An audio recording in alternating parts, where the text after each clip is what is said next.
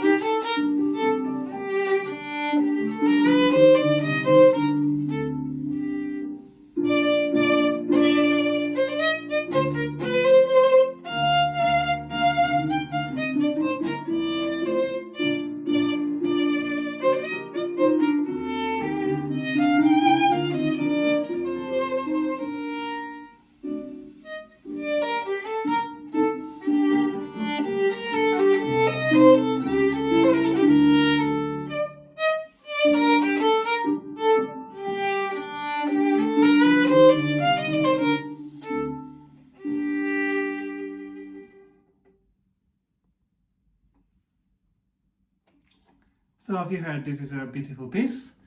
Jan Becker was a German composer of the 19th century, and he wrote many different pieces for violin and also as a violin orchestra and also for quartet. He used to have a string quartet and he was very famous at the time. This Gavotte, I always liked it as a child and also now as a teacher. I think has a lot of charm in it, and I think it's important to get that when we play. Now let's go through a few things. First of all, this is a Gavotte.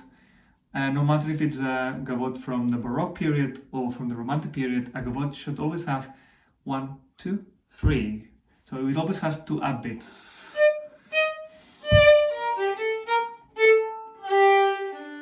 So we always should aim for that, the 2 up bows leading to the down bow. Less, a bit more, and definitely more on the down bow. So whether it's here or in the next section, in the major section, it's always dum bum bum, always to the down beat. So that's the first thing to really have in mind when we practice this piece.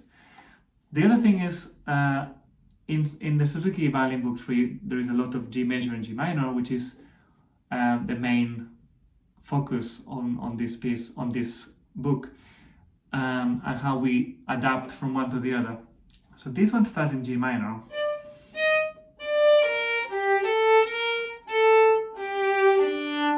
So having that G minor frame of hand in the left hand. We practice it here. And we practice here as well.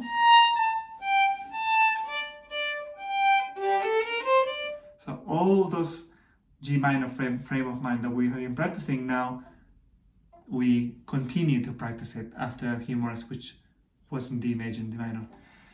So really important to review those pieces in the beginning of book 3 to be able to continue to work on it.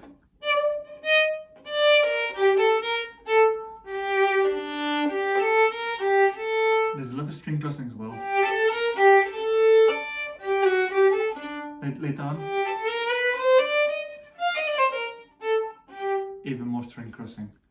The main section that keeps coming back has different endings, so it's also important to have that. First time is,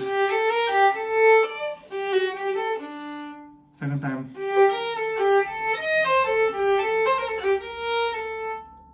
so it is important to find out which ending are we doing each time. Then we have, in the middle of the minor section, we have this forte section, which is much bigger and also has those up-bow staccatos.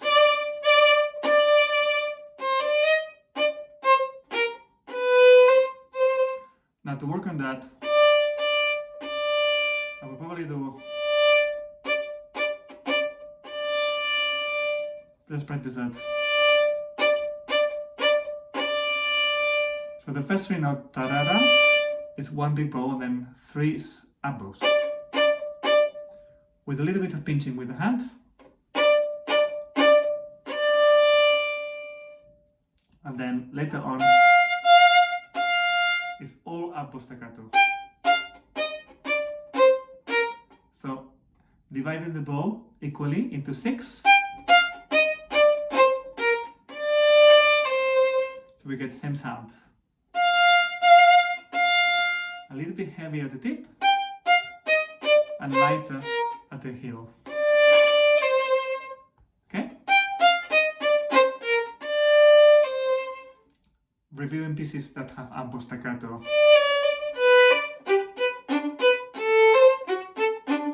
Like minuet in G in book 2 is really important. So those sections are important to practice separately.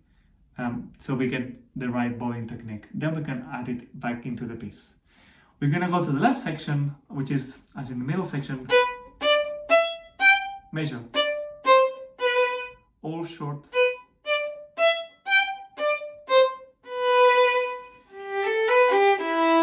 Legato. Back to staccato.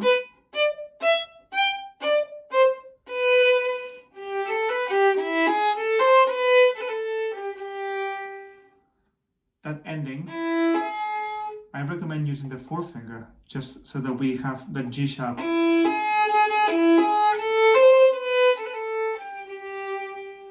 And then this is the place where all the pianists find really difficult, because it's hard to the piano part. The violin part is just singing.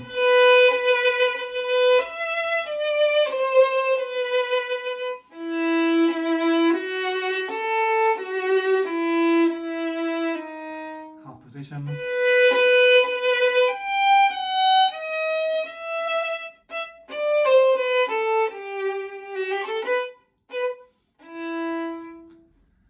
If you're able to do vibrato already, it's a good moment to practice it. It's a lovely singing line in this piece. Great. Just to finish, as well as getting the shape and the phrasing correctly, if you're able to shift, there's also option for in this piece. Third position. Harmonic. Not here. When we go back to the beginning,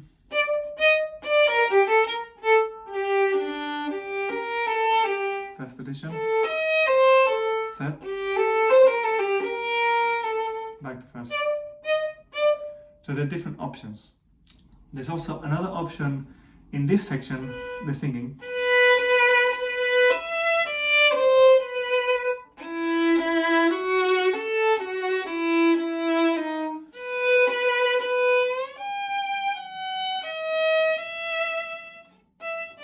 to go to third position. There's a bit of a more advanced shift, but if you have them shifting in humoresque, you should be able to do it here.